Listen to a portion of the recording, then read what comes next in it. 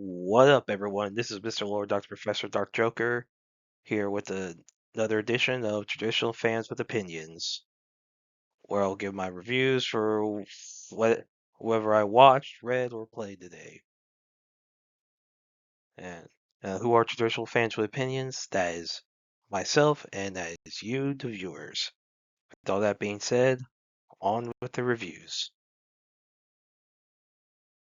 My Hero Academia Vigilantes Season 2, Episode 13, full season and full series. So in this episode, Knuckle Duster and number 6 finished their fight. The building they were in has collapsed from the explosions, and uh, and yeah, and they're basically at that point. They're after that, they're both kind of like MIA. So then everyone involved in Narufest hangs out the hospital as Captain Celebrity, recovers. And the captain's wife arrives with the baby, and it's revealed that basically Cancelari's been given credit for everything regarding the Sky Egg. So Koichi's involvement is kept quiet, but Tsukachi, basically the police have, in respect for Koichi's efforts in helping Captain Celery, have decided not to go after him for now. And 2 weeks later, Captain Celery, his wife Pamela, and the baby they head back to America, and Makoto you know, is join him to be his manager, and she's going to college in the United States. And later, that day, Pop says that Koichi's, you know, it sucks that Koichi's not getting the recognition he deserves. Koichi says, "Well, maybe you could praise me every now and then." And, Koichi doesn't care about the praise, accolades, and all that. And, Pop says, Pop says, no, I won't do that." So then, Sukachi and Tonema are investigating the building that collapsed, where that fight where Knuckle Duster and number six's fight was. So the blood, there were two blood samples. One was O'Clock's, the real name was Iwao Oguro, so that's Knuckle Duster, and then someone that's unknown. Tonema's wondering what they're dealing with. So then you have a 2-year time jump, and so Koichi at that point has become relatively respected. Basically, everyone actually calls him the Crawler instead of Crawler. And so he saves these two schoolgirls from like these two like delinquents. One looks like a rhino, one looks like a horse. And basically, the Hopper's cat Faye basically forcefully makes them join the work staff. And so Koichi's in his senior year of college. He's doing some job interviews. He's worn out his All Might hoodies, and he never throws them away. Which honestly, I understand those are probably collector's items. If he did, it's like he should not throw them away. At bet if he's gonna get rid of them, it should sell them because those are collector's items. Probably he probably could get some good money. I mean, the main protagonist of the main My Hero Academia series would buy those and pay full price probably if he could. And so with graduation coming up, Koichi's considering quitting being a vigilante, and Pop is concerned about that, and Koichi invites her out on patrol, and so and then so while this is going on, so Dr. Garaki is modifying number 6 with All for One watching. So basically, it's the official reveal that the villain factory boss is All for One. Now, with some of the voice acting in previous episodes, a lot of people basically figured out that it's All for One running things. I mean, this is a prequel, so All for One is still alive. But yeah, so this is a yeah, really good episode. good way to end the season. Obviously, as far as this season goes, it was a very good season. I liked it. I hope we get a season three. Having read the manga, I would say the rest of the series it gets pretty insane. But yeah, I thought this was a good season. As far as overall series is pretty good. Hopefully we get season three. Golden Kamuy, season 5, episode 13. So in this episode, so Sophia holds off Tsurumi's forces while Sugimoto, Asarpa, Suriashi, uh, Hijikata, and Ushiyama escape. They end up on a train and fight off some more Tsurumi's forces on the train. So Sophia's killed by Tsurumi. Now Sophia apologizes for killing Tsurumi's wife. Tsurumi says that he forgives her, but he then, kills her point blank. So then you have like the big chase, Tsurumi's and his forces get onto the train. Then Ogata's being like, lone sniper, basically being an agent of chaos. This one he kills the two like conductors. So the train's like it's a runaway train right now. And so basically everyone's trying to protect Asarpa. So Sugimo and his allies are trying to protect Asarpa and the deed book. You know, like basically like it's about more than just the gold at this point. And so yeah, and then before they get to the train, um Asarpa almost falls off, into the off a bridge into the water, and so she's caught by Tanigaki, who arrived to help out. And so, basically he helps out. He's shot, but then by Serene, but then he's thrown off. You know, whether or not he's alive. Who, whether he's alive. The series has not revealed that. I'm not going to spoil whether or not he's alive or dead. But like, yeah, so he's so yeah, so basically the episode ends with the train being with it being a runaway train, and so it's on cliffhanger. Obviously, there's some basically so for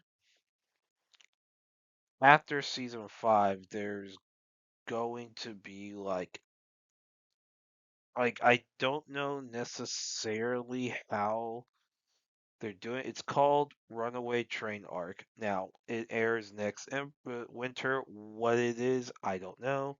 Whether it's like a movie or like just a quick like few episodes, because I don't think it's that many chapters left. But yeah, so like I don't think there's that many chapters left to finish. I mean, honestly, they could just made this a longer season, whatever.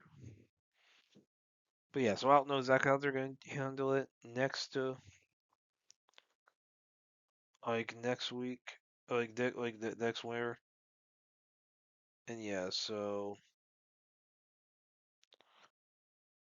and then yeah, so it's yeah, so this is a very actually I thought it was a good episode going in the season right before I guess the final bit of episodes or big movie. I don't know how they're doing it. And overall, it's a very good season. Like, dude, they just ups up the ante in the action. Like, it is very action packed. So yeah, I thought it was a good season. Looking forward to the next set of episodes. Paradise, season 2, episode 8, and full season.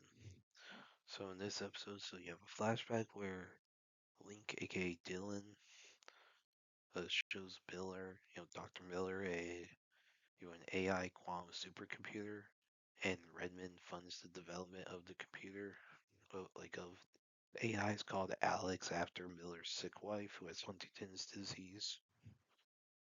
So it's believed that the AI seemingly manipulates time, and Miller asks for Robinson to shut down the project.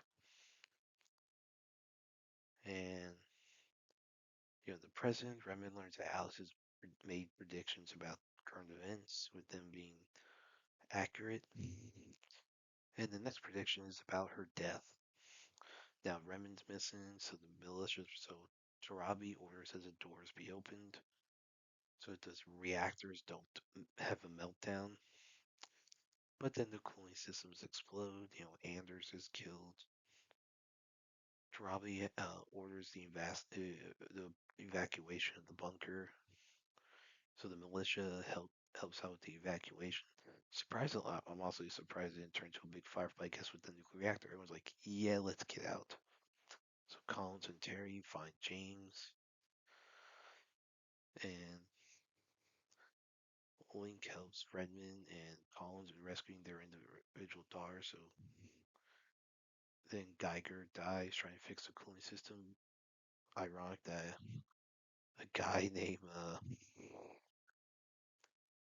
Geiger Counter dies in a nuclear meltdown. That's honestly kind of ironic.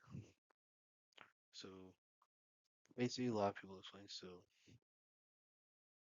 Link and Collins have different. They have nosebleeds when they're around each other,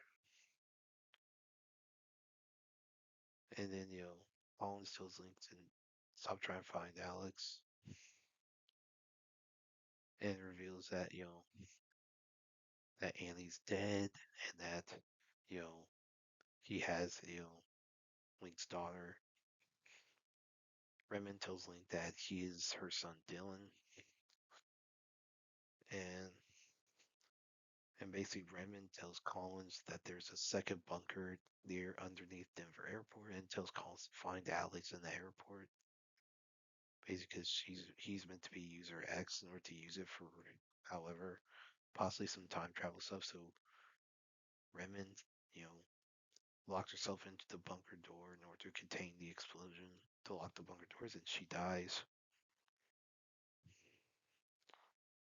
So she dies, and basically everyone else has escaped. So Link names his daughter Annie, and so yeah, so Collins reunites with his family. So it seems like the next step is to find this second bunker. Question is, who else there? Who else at the second bunker? So at least there's some questions about what's going on. But yeah, I thought this was a good episode, good way to end the season. Overall, I like this season. It's not as good as season two. It's not as good as season one, but it's pretty good. Like season two is a good season. Season one was better, probably because of James Marsden and the whole assassination investigation, which was awesome. But yeah, there's a lot of world building. I would have liked to see more, which we probably would have gotten if we had more episodes. But overall, that was a good season. Looking forward to season three. Watson, season two, episode 15. So in this episode, Stevens attends a funeral of a hospice patient he befriended named Will Pitter, and basically after the eulogy and all that, so Pitter's daughter Hollis shows some signs of coughing, like just obvious medical issues. So Stevens has her examined at the clinic, and it's revealed that she has kidney failure due to Alport syndrome. Now her father was a sperm donor, but so it's not known who her father is. Like basically like the IVF stuff, not like he she wasn't conceived the fun way, and so it's real that she has 42 half siblings, and decide declined to donate, and so it's real that the sperm donor is likely fertility doctor Oliver Day, due to well, So basically, he did some like fraud. Like I think the term was like super spreader or something. Basically, like a fertility doctor uses his sperm to like or the eggs, and like yeah, and like still like I guess like yeah, that's so weird. So Watson and Lestrade confront him about it. Basically, there is some legal issues with it, and Day decides to kill himself. So then Hollis has some hemodialysis catheter removed because there's some infection. So they're short on time, clinic short on time for donation. It was real that Day had an identical brother named Harrison who basically was doing the same whole super spraying thing. Basically, they had competition to see whose seed was stronger, like who could like whose seed was more effective. So Harrison donates his kidney in exchange for full immunity, and while it's going on, Watson reunites with Holmes, who solves some you know murders that weren't solved, and Watson tips off Lestrade about him. And Lestrade shows interest in being mean Sherlock. Um, and, Holmes claims to have seen a doctor, and so there's Watson has some concerns with this, so he introduces Holmes to Lestrade, but it's revealed that Holmes is a hallucination. It leads to some questions about Holmes's previous appearance in this season. Like, was he always a hallucination, or is it just this episode? Like, is it Watson that has the brain tumor, and like it's like his brain's way of telling him? And it was like, okay, what's the deal with Watson Holmes's backstory? So that leads to some questions. I did not like this episode. I thought the whole hallucination thing was stupid because it causes so many problems with this season. And yeah, it's like, yeah, I didn't like this episode. Like the whole super spraying thing. That was definitely an interesting thing to cover. I mean, that's one of the things that a lot of medical mystery shows would probably eventually go over. I mean, also, I'm still surprised they haven't done Munchausen by proxy yet. I am still shocked they haven't done that yet. Like, really, like, that is one thing, like, do you think they would do with this being like a, Sherlock Holmes like show? Yeah, I didn't really like this episode. Watch the next one. Well, that's it. Did y'all like the stuff I reviewed? And if you have your own opinions about all that, you can put all that in the comments. Thank you for watching, and like, subscribe, and all that. And look forward to the next video.